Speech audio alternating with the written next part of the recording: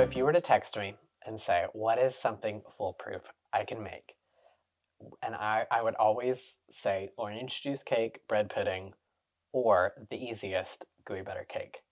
It is very southern. This recipe is another one of those that's from the Old Family Cookbook, but I first heard of gooey butter cake from probably the original season of Paula Deen. And I thought, oh my gosh, that just sounds like, I mean, later we've all seen the memes of Paula Deen on a stick of butter. It just felt like that. But the last few years, after my grandmother gave me one of these, I dove into it and I started making the gooey butter cake all the time. And if you come to visit, there's a good chance you'll have it. Depending on the season, I'll add like a fruit compote to the top.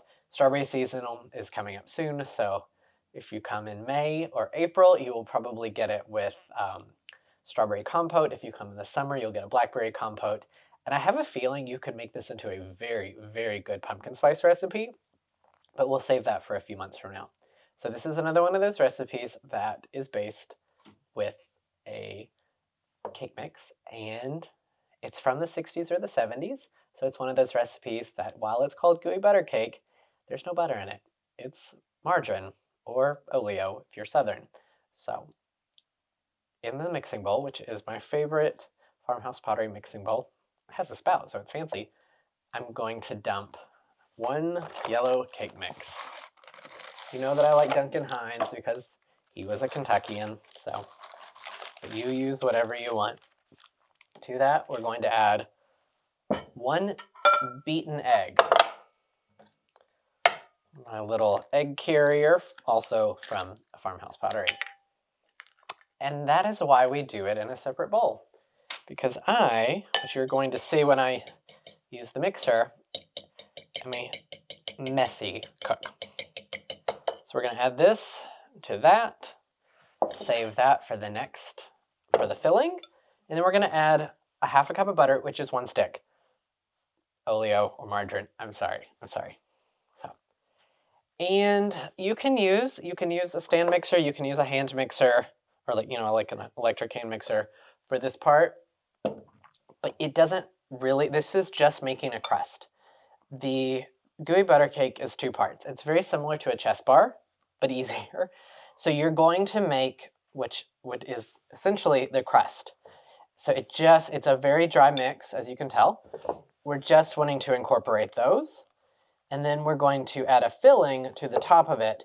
And that's what you're going to want to mix with either a stand mixer or a hand mixer. And you can use a whisk, but you want it very fluffy and very well incorporated. So this is probably a 13 by 9. I have added baking spray to it, not cooking spray, baking spray. And then we're going to put this in it. And you can be proper and prim if you want. And you can flatten it out with this. I don't know if you call this a scraper or a spatula. I call it a spatula. Or you can use your hands. It's much easier to use your hands because this is pretty sticky. And you can do just the bottom, but a proper gooey butter cake will have it smashed up on the sides. You're just looking to create a crust, so it really doesn't matter. It really comes down to how lazy I'm feeling. We're going to set this aside, and we're going to make our filling. So, there we go. Put this here. Okay, and then in this other bowl, I want to say this right, I have 1 pound of powdered sugar. I will buy the 2-pound bags of powdered sugar, and just kind of, so it's 1/2 a bag in here, and then we're going to add 2 eggs, which if you saw me with the last part, I should be doing it in a separate bowl, but I'm not, because I don't know if anyone will actually eat this. I don't have any company for a while. And then we're going to add 1 block of cream cheese, which is 8 ounces. Okay, so then we're going to mix this. And you're going to see a cloud.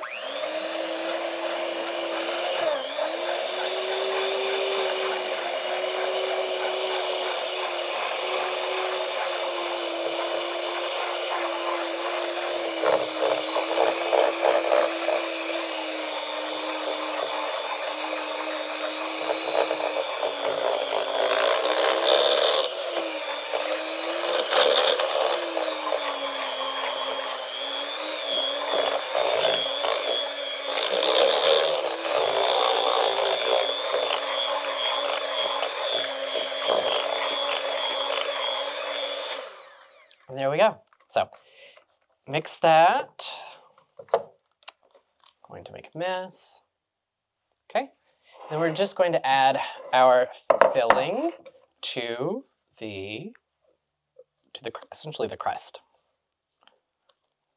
That's all there is to it. And how many ingredients was that? It was hardly any. Probably ingredients you have at your house. You have a preheated oven at 350. Like most of the recipes I do, 350 seems to be pretty standard. Gonna put this in the oven for about 30 minutes.